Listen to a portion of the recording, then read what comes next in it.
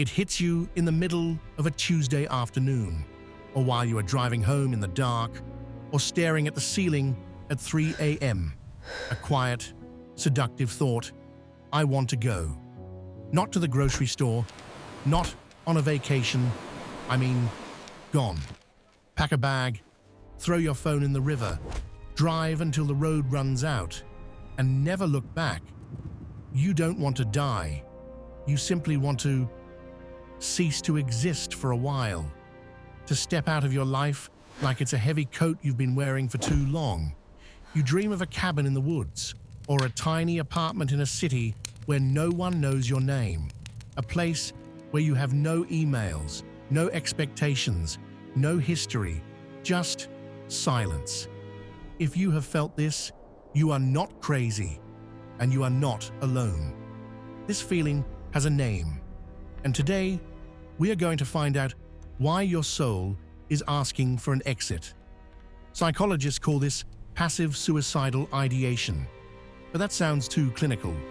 A better term is identity burnout.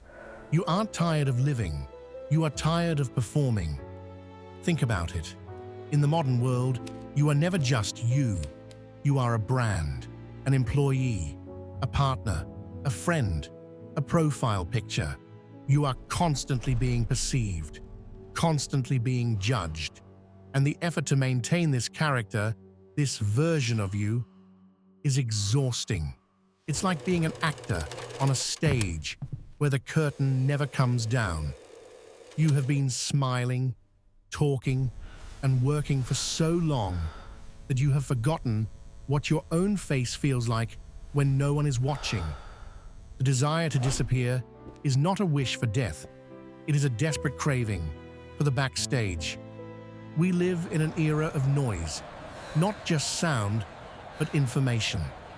Every notification on your phone is a demand for your attention. Every email is a debt you owe someone. Every news headline is a tragedy you are forced to witness. Your brain was not designed for this. Your ancestors lived in tribes of 50 people. You are connected to 5 billion.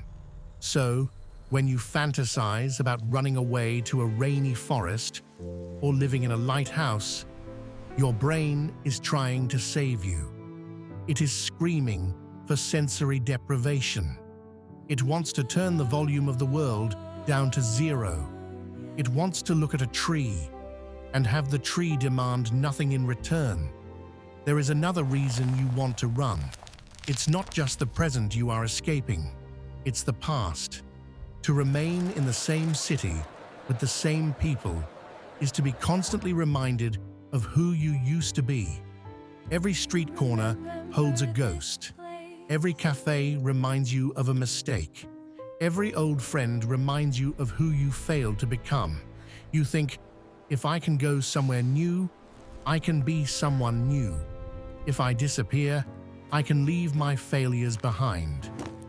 We romanticize the fresh start because we believe that geography can change psychology. We believe that if we change the scenery, the sadness will stay behind. But here is the brutal truth. You take yourself with you. You can move to a cottage in Scotland. You can change your name. You can throw away your phone. But at 3 a.m., in the silence of that new life, your mind will wake up. And it will be the same mind you have right now.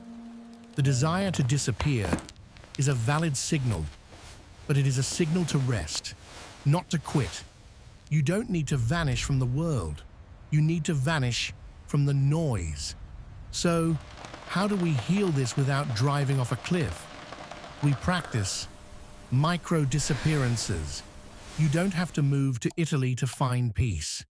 You can disappear for an hour, turn off the phone, close the door, sit in a chair, and just stare. Do not consume, do not create, do not perform, just exist. Reclaim your right to be unknown. Walk in a park where no one knows you. Sit in a library and be a stranger. Remind yourself that you are a human being, not a public utility. You are allowed to go offline. You are allowed to be unreachable. The world will keep spinning without you for a while. Let it. You don't need a new life. You just need a break from your old one. Take the rest. The world can wait. This is Frames of Existence.